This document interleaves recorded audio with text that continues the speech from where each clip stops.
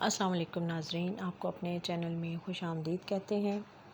غیر ڈرامے کی آنے والی قسط کی بات کریں گے، جس میں ہم دیکھیں گے کہ جو پھپھو ہیں وہ کہتی ہے کہ وفا سے کہ تم اور شفا مجھے بہت عزیز ہو، بالکل بیٹیوں کی طرح سے ہو۔ اور شفا کہتی ہے کہ ثالث یہ سب شفا جو ہے وہ ثالث سے یہ شکوہ کرے گی کہ ثالث یہ سب میرا تھا، میرے حصے کی زندگی تھی۔ اور ثالث کہے گا اور تم نے اپنے ہاتھوں سے یہ گنوا دی۔ اور پھپھو کہتی ہیں کہ خیر بھتیجیاں پھپھو کو بہت پیاری ہوتی ہیں، لیکن تمہارا مقام اسپیشل ہے۔ اور شفا کہتی ہے کہ تمہیں لگتا ہے کہ پھپھو کا سہارا لے کر تم ثالث کو حاصل کر سکتی ہو، تمہارا یہ حربہ زیادہ دن تک نہیں چلے گا۔ فرجاد سے اس کی ماں کہتی ہے کہ کیا تم اس حرافہ لڑکی کی یاد میں ساری زندگی دیوانہ بن کر رہنا چاہتے ہو؟ جس کے جواب میں فرجاد کہتا ہے کہ کسی کو برا بولنے سے پہلے یہ تو دیکھ لیں کہ آپ کیسے الفاظ استعمال کر رہی ہیں۔ ثالث کہتا ہے کہ میری محبت چھن گئی مجھ سے تو میرا دل ویران ہو گیا۔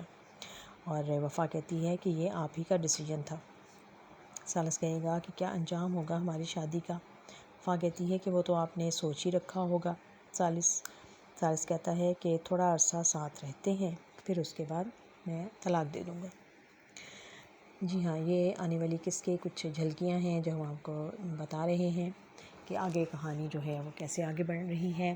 جو ہم نے پہلے دیکھا کہ اب آہستہ آہستہ دونوں فیملیز کا کہ محبت اور پیار جو ہے وہ آپس میں بڑھ رہا ہے، اور ماں باپ جو ہیں وہ خوش ہیں کہ وہ اپنی بیٹی کو دوبارہ سے مل پا رہے ہیں۔ تو اب وہ سوچتے ہیں کہ بھائی بھی جو ہیں وہ بھی بہن سے بہنوئی سے راضی ہو گئے ہیں، تو وہ سوچتے ہیں کہ انہیں اپنے گھر میں دعوت میں بلانا چاہیے۔ تو اس کے لیے وہ سب جاتے ہیں، ماں باپ بھی اور بھائی بھابھیاں اور بھتیجی بھی سب تیار ہو کے جاتے ہیں پھپھو کے گھر، اس کو اپنے گھر میں آنے کی دعوت دینے کے لیے۔ اور صبا حمید جو ہے وہ جب اپنی فیملی کو دیکھتی ہے تو بہت خوش ہوتی ہے، ماں باپ کو، بہن بھائیوں کو، سب کو وہاں کے ملتی ہے۔ لیکن یہ سب جو ہیں وہ وفا سے نظر چراتے ہیں اور کوئی بھی اس کو اہمیت نہیں دیتا، کوئی اس کی پرواہ نہیں کرتا۔ وہ بیچاری ایک سائڈ پہ کھڑی رہتی ہے اور پھر وہ کمرے سے باہر آ جاتی ہے، اور پھر ثالث آتا ہے اور وہ اس کو آ کے کہتا ہے کہ تم سب اندر ہیں اور تم یہاں کیوں باہر کیوں کھڑی ہو؟ وہ کہتی ہے کہ وہاں میری جگہ نہیں ہے۔ تو وہ کہتا ہے کہ نہیں، ایسا نہیں ہے، تم چلو میرے ساتھ۔ وہ اس کا ہاتھ پکڑ کر اس کو اندر لے کے جاتا ہے، سب اس کو بڑے خوش ہو کر ملتے ہیں، لیکن پھر وفا کی کوئی پرواہ نہیں کرتا، جس کے بدلے میں پھر وفا جو ہے وہ آہستہ آہستہ پھر روم سے باہر آ جاتی ہے۔ اور پھر جب اس کے سسر آتے ہیں اور وہ آ کے دیکھتے ہیں تو وہ کہتے ہیں کہ تم میری بیٹی ہو، تم یہاں کیوں کھڑی ہو؟ چلو آؤ اندر چلو۔ وہ کہتی ہے نہیں، وہاں میری جگہ نہیں ہے۔ تو وہ کہتے ہیں کہ وہاں جو میری جگہ بنی ہے اس فیملی میں، اب تم وہاں پر جا کر بیٹھو گی۔ اور پھر وہ اس کو ساتھ لے کر چلے جاتے ہیں، اور وہ جا کے صبا کے پاس وہاں تو صبا پھر ان سب سے کہتی ہے کہ دیکھیں، جب سب حالات نارمل ہو گئے ہیں، سب کچھ ٹھیک ہو گیا ہے، تو ہمیں وفا کو بھی معاف کر دینا چاہیے، اور اب ہمیں وفا کے ساتھ ایسا سلوک نہیں کرنا چاہیے۔ جس کے جواب میں وہ کچھ تھوڑا برا بھلا کہتے ہیں، سب بولتے ہیں۔ تو پھر یہاں پر جو ثالث کے جو باپ ہے وہ یہ کردار ادا کرتا ہے، وہ کہتا ہے کہ نہیں، یہ میری بیٹی ہے، اور اگر آپ لوگوں نے میری غلطیاں معاف کر دی ہیں، مجھے معاف کر دیا ہے، تو پھر آپ کو اسے بھی اپنانا ہوگا۔ اور صبا بھی کہتی ہے کہ اگر آپ اس سے راضی نہیں ہوں گے، اس سے بات نہیں کریں گے، تو پھر دعوت میں ہم کیسے آ سکتے ہیں؟ کہ میں اپنی بہو کو گھر چھوڑ کر آؤں گی اکیلا؟ جس پر ثالث کہتا ہے کہ نہیں، اگر یہ نہیں جائے گی تو پھر میں بھی نہیں جاؤں گا۔ اور یہ سب باتیں جو ہیں وہ شفا کے لیے بڑی تکلیف دہ ہیں، اور اس کو یہ بڑا برا بھی محسوس ہوتا ہے کہ یہ ثالث اور شفا جو ہیں یہ اچھے طریقے سے رہ رہے ہیں، اور ایک دوسرے کو بات بھی کر رہے ہیں، اور ایک دوسرے کا ساتھ بھی دے رہے ہیں۔ اس کو یہ چیزیں یقیناً پریشان کرتی ہیں۔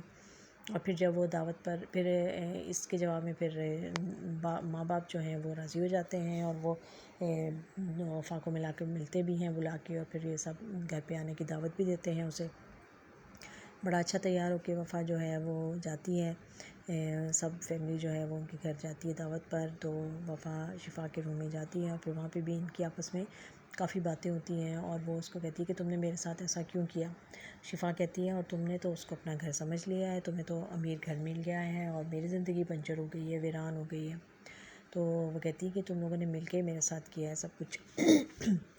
اور پھر اس طرح جب وہ فرجاد سے ملتی ہے تو وہ بھی اس کو خاصی گلی کٹی سناتا ہے، اور لیکن وہ اس کا دیا ہوا گفٹ جو ہے وہ گھڑی اتار کے وہاں رکھ کر آ جاتی ہے واپس، اور بڑی اداس بھی ہوتی ہے، پریشان بھی ہوتی ہے کہ اس کو آخر یہ ساری باتیں کیوں سننا پڑتی ہیں۔ اور پھر ایسے ہی جب وہ واپس گھر آ جاتے ہیں تو شفا جو ہے وہ کافی اپسیٹ ہوتی ہے، اور وہ سالس کو فون کرتی ہے اور اس کو کہتی ہے کہ تم اس کو طلاق دے دو، اور اب اس کو سمجھ نہیں آ رہی ہے، وہ بے چین اور پریشان ہو رہی ہے۔ اب دیکھتے ہیں کہ یہ کہانی جو ہے وہ آگے جا کے کیا رخ اختیار کرتی ہے، کیا وفا اور سالس جو ہیں وہ آپس میں ایک اچھے انداز میں زندگی گزار پائیں گے، یا ان لوگوں کی جو پریشانیاں یا فرجاد اور جو شفا ہے، کیا یہ ان دونوں کے راستے کی رکاوٹ بنے رہیں گے اور ان کو کبھی بھی ایک آئیڈیل کپل نہیں بننے دیں گے۔ لیکن یقیناً جو سالس کے جو ماں باپ ہیں، اب وہ تو اس کو تسلیم کر چکے ہیں وفا کو اپنی بیٹی، اپنی بہو کے روپ میں، تو وہ یقیناً وہ اس کا ساتھ دیں گے، اور وہ کبھی بھی یہ نہیں چاہیں گے کہ جو سالس ہے وہ اس کو چھوڑ دے۔ دیکھتے رہیے یہ خوبصورت ڈرامہ غیر۔